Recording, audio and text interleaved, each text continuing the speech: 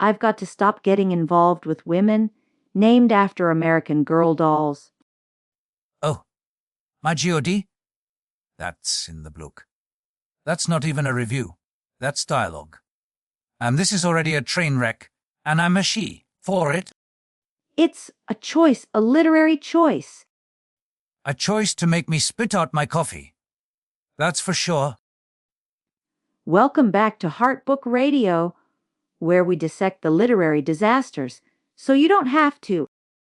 And I'm attempting to bring some semblance of order to this endeavor. Today, we're diving headfirst into Lexi LaFleur Brown's Shoot Your Shot, a hockey romance that's apparently more controversial than a goalie fight in overtime.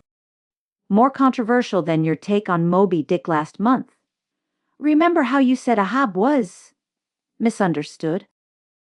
Ahab's monomaniacal pursuit of the whale was a metaphor for. A metaphor for needing a good therapist. Which, by the way, both of these characters in Shoot Your Shot desperately need. We're talking a one-night stand, a lucky charm, contract. It's like a rom-com written by someone who's never actually been in a relationship. The author, Lexi LaFleur Brown, is actually an HR insider, so she presumably has some insight into the world of professional hockey. Oh, she's a hockey wife. That explains Ivartieshijia. This is going to be juicy. Let's start with Lucy.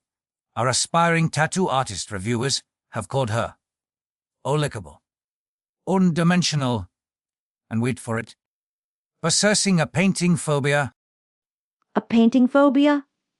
She's an artist. That's like a chef being afraid of spatulas. Apparently, it stems from some childhood trauma. She also has parental abandonment issues, and according to one reviewer, would key your car and then ghost you.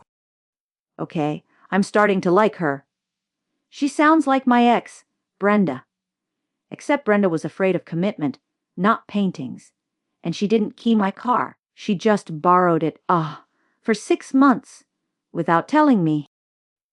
And then we have Jaylen, the cinnamon roll, golden retriever, hockey player. He's superstitious, anxious, and apparently has a shameful secret that reviewers claim isn't actually shameful. Oh, I bet it's something lame, like he secretly collects Beanie Babies or watches The Bachelor. My money's on Beanie Babies. One reviewer described him as bland, which is hardly a ringing endorsement. Bland like unsalted oatmeal. Bland like your lectures on the symbolism of... Let's move on. There's also a secondary character, Anna, who works for the hockey team. Reviewers are clamoring for a spin-off. Spin-off. Please. No, one train wreck at a time, people. I'm still recovering from Lucy's painting phobia. I'm diagnosing her with art-aphobia, avoidant, personality disorder. It's a real thing, look it up. I highly doubt that. So, the big question, is this book actually any good?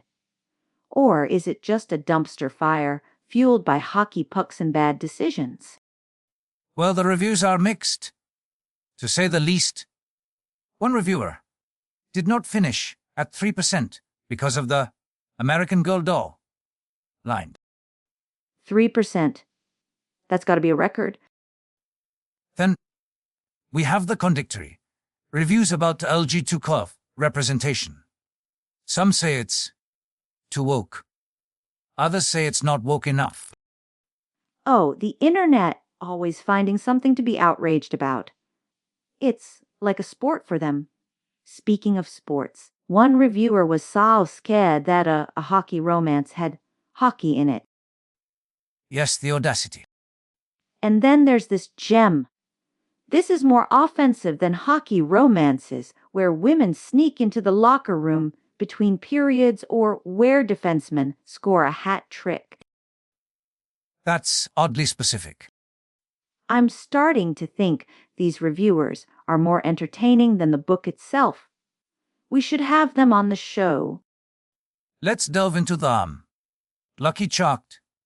Jaylen, our superstitious hockey player, pays Lucy to work. Text him for good luck. In this economy, I need to find myself a superstitious millionaire. I'll text them all day long. I'll even send them pictures of my cat. It's unconventional, to say the least. And apparently, they commit some sort of minor crime with zero consequences. Ooh, scandalous. What did they do? Steal a Zamboni, vandalize the penalty box. The details are vague, but it adds another layer of absurdity to the narrative. Absurdity is my middle name. Well, technically it's Bartholomew, but absurdity fits better. So, final verdict. What's your neating for shoot your shot?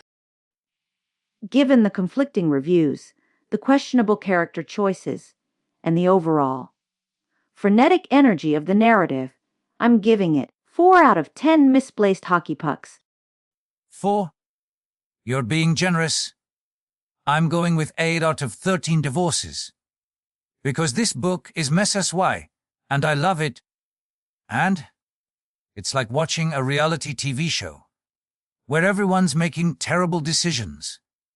But you can't look away. Join us next week, when we'll be discussing the existential dread of the garden gnome. Ooh, sounds deep. I'm already feeling the dread. For Heartbook Radio. Don't forget to subscribe, or you might end up with a painting phobia. Or worse, married to a hockey player.